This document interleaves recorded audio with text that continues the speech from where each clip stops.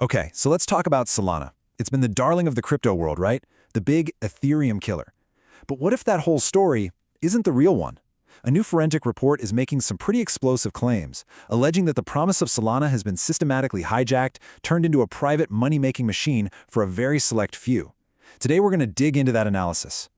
So let's just get right to the heart of it. This report's main claim is a gut punch. It says that this whole narrative we've been hearing about institutional adoption and the ecosystem maturing, it's a smokescreen. The real story, it alleges, is a calculated betrayal designed to extract wealth from the very community that built it. The builders, the believers, they're unknowingly funding the exit for the big players they were told to trust. All right, so how could something like this even be possible? The analysis starts by identifying what it calls, and this is their term, the Solana cartel.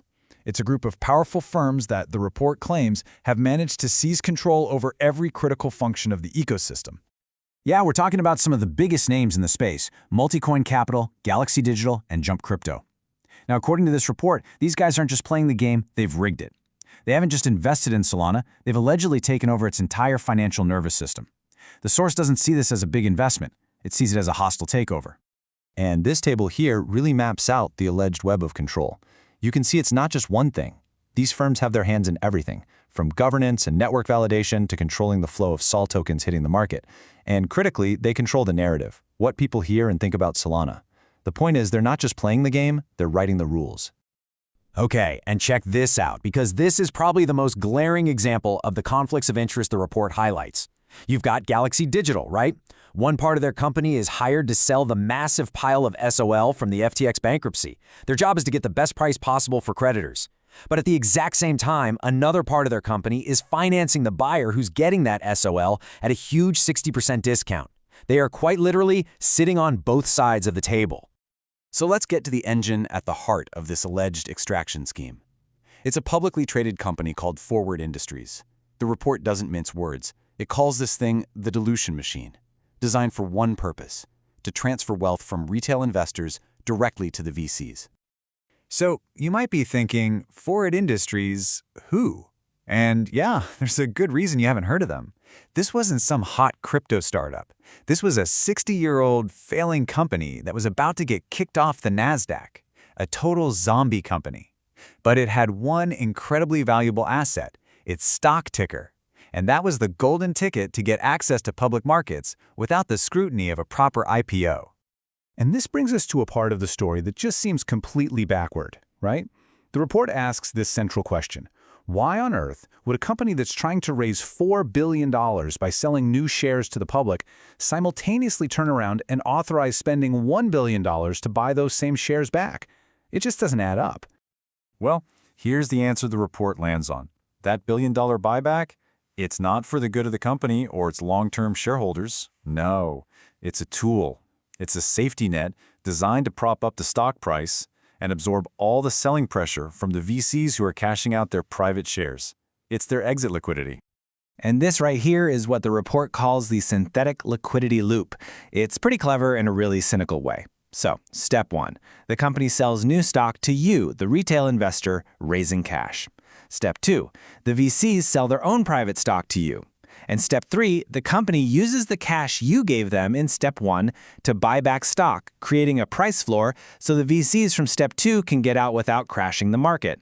It's a closed loop, where your money is used to facilitate their profit-taking. And the scale of this whole thing is just staggering. The report calculates that this constant drip of new shares being sold into the market could dilute existing shareholders by up to 500%. Let that sink in.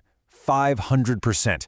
Your slice of the pie isn't just getting smaller, it's being completely devoured. Now, if any of this is starting to sound eerily familiar, the report argues that it should, because this isn't some brand new strategy. In fact, the analysis draws direct and pretty chilling parallels to one of the most infamous collapses in crypto history, suggesting the same actors are using the same playbook. And look, the report emphasizes that these aren't just accusations. Two of the key players named here, Jump Crypto and Galaxy Digital, have documented histories. They've already paid out hundreds of millions in settlements for their roles in the Terra/Luna fiasco. You know, the one that wiped out over $40 billion in savings for regular people. The report is basically saying they've done this before. And when you lay it out side by side like this, the argument becomes pretty stark. The structure is almost identical. You've got the heavy institutional backing, a complex financial mechanism that most people don't fully get, and a pre-planned exit for the insiders. The report's conclusion? The only thing that's really changed is the brand name. So, what does this all add up to? Well, the analysis concludes that this isn't just a story about a single company or some shady financial dealings.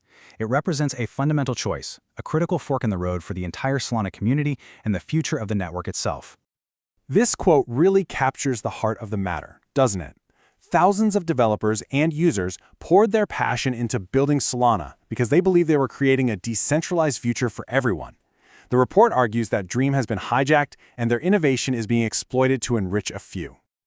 The stakes are laid out pretty clearly. There are two paths forward. Path A is Solana becoming little more than a tool for hedge funds, where financial engineering matters more than actual innovation. But then there's Path B, where the community demands accountability and reclaims the network, prioritizing the builders over the bankers and fulfilling that original vision. And so, the report leaves us all with this final provocative question. This is about more than just one company. It's a fight for the soul of the ecosystem.